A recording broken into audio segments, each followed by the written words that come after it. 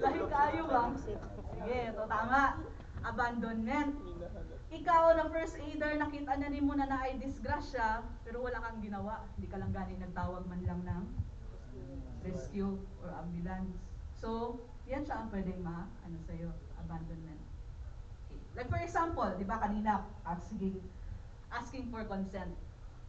Maski na yung pasyente natin nagsabi na no, huwag mo akong tulungan, hindi, ayaw ko, hindi pa rin natin siya ginabayaan. Naagi hapon ka diha, nanawag ka og ambulance tapos monitor lang nimo ang pasyente. Pero, dili nimo biyaan. Okay.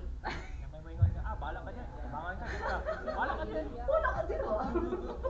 Fine. Okay. Pinaka-last po is confidentiality. So, usama ng confidentiality. Yan. Kung ano man mga information na makuha natin sa pasyente kasi binigay nila sa atin, hindi natin yan siya ginabigay sa reporter, sa marites, sa video. Guys, naana din ang bilaukan, oh. Pangalan niya is, charot. Yan siya. Kanino lang natin ginabigay ang information na yan? Tama. Gina-endorse lang natin yan siya sa medical health na nag-arrive. Okay. Tama. Alright. Question po. Okay na tanan? Go? Okay. Alright. So, as a first aider po, pag ginatabangan, hindi natin kilala. So, ginasabi natin na vulnerable tayo sa sa mga sakit. Like for example, tabangan na gadugo kayo saman. Anong pwede mangyari? Anong mga pwedeng mga sakit na pwede na matransfer sa atin kaya hindi natin kilala yung ginatulungan natin? Okay. So, anong mga example ng mga sakit na yan? Mga common na transmittable diseases or mga sakit na pwede ano yung Bisaya na yan? Makatagod? Takod. Takod. So ito yung mga bagay-bagay na dapat bantayan na nato as a responder or first aider. Number 1 yung herpes. So sama na siya, viral or bacterial annihilation sa bunganga. Siya. Next one is yung meningitis. Nakarinig na tayo yung meningitis dito sa Pilipinas, no? Yes? So, parang inflammation yan siya ng brain at saka ng spinal cord. Common transmittable disease. TB, tuberculosis, respiratory na sakit. Sino may mga kilala na may TB? Yes. At least meron na siyang panggamot-gamot, di ba? So, yan siya. Kasi mamaya, mag-CPR ka dira, tapos giubuhan ka. Na-transfer na lang itawan. That's why, vulnerable yung mga tumag pa dyan. That's why, vulnerable po tayo mga first aider. And ano pa? Hepatitis. Alam natin ang hepatitis, no? So, disease yan siya sa liver. Tapos iba-iba pa rin siya. ABCD pa na siya. No? Saan ba yan siya makuha? Dugo, sex, pagkain, laway, ano pa? Yan siya.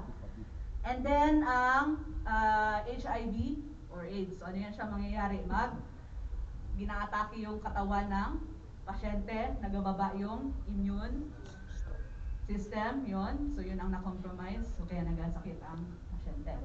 Okay. So, anong kailangan natin gawin para maprotektahan ang sarili natin? Kasi isa yun sa mga primary responsibility natin sa sarili natin as a responder. Protektahan yung sarili natin. Hindi yung magsugod ka lang kaya ang goal mo is what? Makatabang, di ba? Oo. Pero hindi pwede na diretso ka lang tabang lang agad. Dapat i-protektahan mo ang sarili mo. So ano mga pwede natin gawin para hindi hindi tayo mahawa sa sakit o hindi tayo makaspread ng sakit?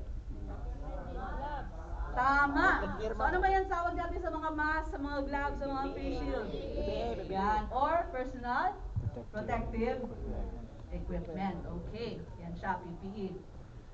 Isa rin yung universal precaution. Ang universal precaution, pwede natin malagay dyan yung anong pinaka-basic dyan? Pinaka-basic pa dyan, maliban sa gloves.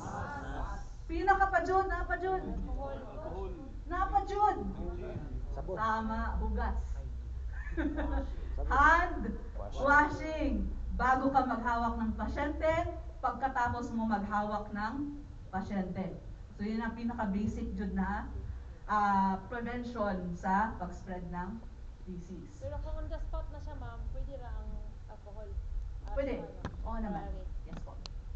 Para talagang malinis ang paghawak natin. Before and after. Yes. Wala di ka na naman. Pahit-pahit lang sa ano. Mentally, ma'am, sir. wala di ka na.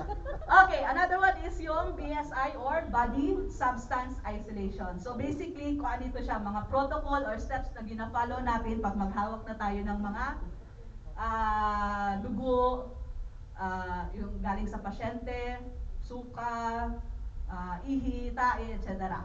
So yun yung gina-follow natin na protocol or tamang mga container para sa pag-transfer sa mga body fluids ng ating pasyente. Okay. So ito sila ang ginagamit natin para ma-protektahan ang sarili natin at saka ang mga pasyente natin pag naga-responde tayo. Alright.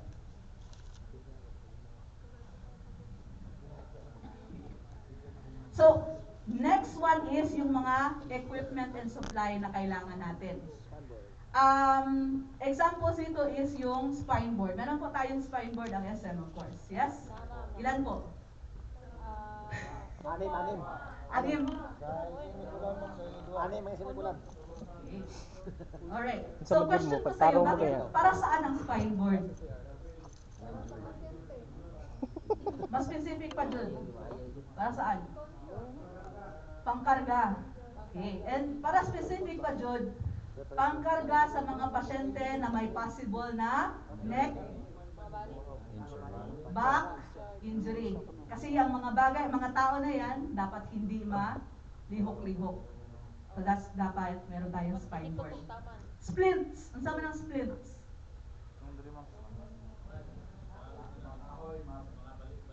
Yan, usually yung pang murag duha ka kahoy na flat, ipang tapad sa nabali na part ng katawan, and then i-bandage or i-tali para dili jud malihok.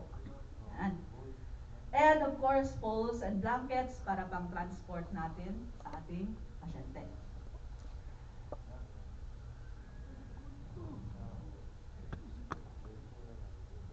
Alright, next po. First aid supply. So, meron naman tayo mga first aid kit, yes? Yeah. Tama? Sige. Kung tawagin ko po kayo, bigay ko kayo ng isang example kung anong dapat ilagay sa first aid kit. Isa lang ha. Ayaw, huwag nyo ubusin. Okay. Cereso. Bigay ko isa. Dapat ilagay sa first aid kit. Basic lang.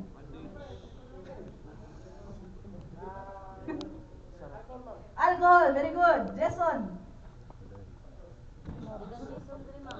Ay, wala. Bilya rin. Ha? Okay. I-address nato na siyang white flower o mga epicacent ha. Kadang okay ra kung naamoy sariling supply pero dili na siya part sa basic na first aid ha. Ngano man. Wala man jud scientific na study na magsabi sa iyo na mak-cure jud na siya. Kasi kung ang pasyente gina-applyan nimo epicacent or white flower, para sa kanya parang gitambalan siya. Mao na siya, ang psychological murag gitambalan siya. Pero dili na dili na siya part ha. Sige. Si Michael Lopez.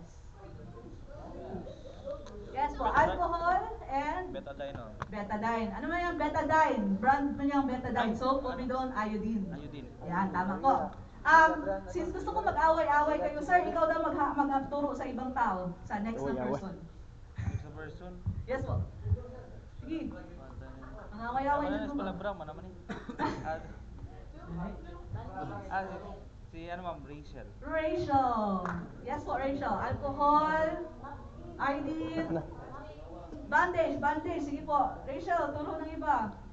Ano pa? Rog! Asa mo ka, Rog? Yes po. Cameron! Yes po. Goals. Very good. O sige po. Next po na tao. Go. Ha? Go. Good? Go.